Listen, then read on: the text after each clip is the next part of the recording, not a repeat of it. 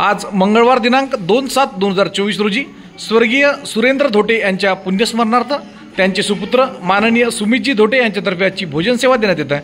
त्यानिमित्तानं बेघर मनोरुग्ण निवारा केंद्र नंददीप फाउंडेशन यवतमाळ समस्त धोटे परिवाराचे शतशः आभारी आहे। जय गाडगे बाबा।